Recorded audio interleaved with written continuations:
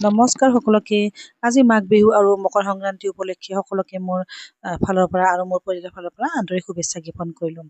এয়া হ'ল মোৰ ঘৰৰ সন্মুখৰ পথাৰ আৰু আমি যেতিয়ালৈকে আছোঁ ইয়াতে আজি 4-5 বছৰ ধৰি ইয়াতে বাসিন্দা হৈছোঁ আৰু এইখিনিত সন্মুখৰ পথাৰখনত যেতিয়ালৈকে আমি পাৰিছোঁ নিজৰ ট্ৰেডিশ্যনখিনি ৰাখিবলৈ আমি অপ্ৰাণ চেষ্টা কৰিছোঁ এই মাঘ বিহুৰ দিনা। আৰু বহুত কষ্টত এই মেজিটি যদিও সৰু তথাপিতো মানে ইয়াত কষ্ট বহুত জড়িত আছে, কাৰণ সকলোৰে ডিউটিৰ মাজতো বহুত কষ্ট কৰি শৰ্মা, আমাৰ এখেত, নৱ, বিপুল দাস, গোটেই সকলোৱে মিলি পেলাই এই মেজিটি আমি প্ৰতি বছৰে আমি বনাওঁ। আৰু কষ্ট হয় কাৰণ সকলোৰে ডিউটিৰ মাজতে সময় উলিয়াই এইবিলাক কৰা হৈছে।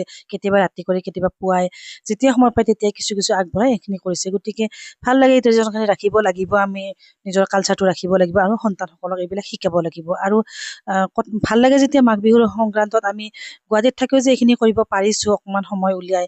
গতিকে এইখিনি সময় একেলগে সমাজৰ প্ৰয়োজন এই গতিকেই হয়, যেতিয়া কিছুমান কালচাৰেল প্ৰগ্ৰেমত এনেকে সকলোৱে মিলি একেলগে কৰিব দিনা ভাল লাগে। আৰু এই সংক্ৰান্ততে অগ্নিক পূজা আদি কৰি এইখন পথাৰতে সময়ত বহুত ধান হৈছিল, খেতি হৈছিল, আৰু সেই উপলক্ষে এটা ভাৱ যায় যে ইয়াতে আমি মানে লক্ষীক বা কৃষি জীৱিকা যিবিলাক মানুহ সেই সকলৰ হৈ আমি ইয়াত অগ্নি দেৱতাক পূজা কৰিলোঁ আৰু মকৰ সংক্ৰান্তি এটি সুন্দৰ এটি দিন আমি উদযাপন কৰিলোঁ।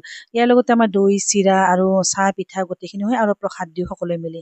বিশেষ অসুবিধাৰ কাৰণে মই দিবলৈ নাপালোঁ, কিন্তু সকলোৱে দিলে আৰু দি পেলাই আমি সকলোৱে প্ৰসাদ বিলাই ভাল লাগে। এই সময়খিনি দুপৰীয়ালৈকে আমি ইয়াতে কটাও, জুই পোৱাওঁ। আৰু এইবাৰ যিহেতু ভেলা ঘৰ বনোৱা নহ'ল, ত্ৰিপালেৰে বনাই দিলে আৰু বৰ অশেষ কষ্ট কৰিছে আমাৰ শৰ্মা সকলোৱে মিলি পেলাই। আৰু এই বহুত অপ্ৰাণ চেষ্টাৰ ফলত এই নিমিষতে হৈ যোৱা, মাত্ৰ 2 মিনিটতে এই বস্তুখিনি পুৰি যায়, কিন্তু এই বনাওঁতে কিমান কষ্ট হয়। গতিকে ভাল লাগে এই সুন্দৰ সময়খিনি আমি যে আমাৰ মানে সন্তানসকলক শিকাব পাৰিছোঁ এই ট্ৰেডিশ্যনখিনি। গতিকে ভাল লাগিছে আজিৰ দিনটো। সকলোলৈ বহুত শুভেচ্ছা জ্ঞাপন কৰিলোঁ।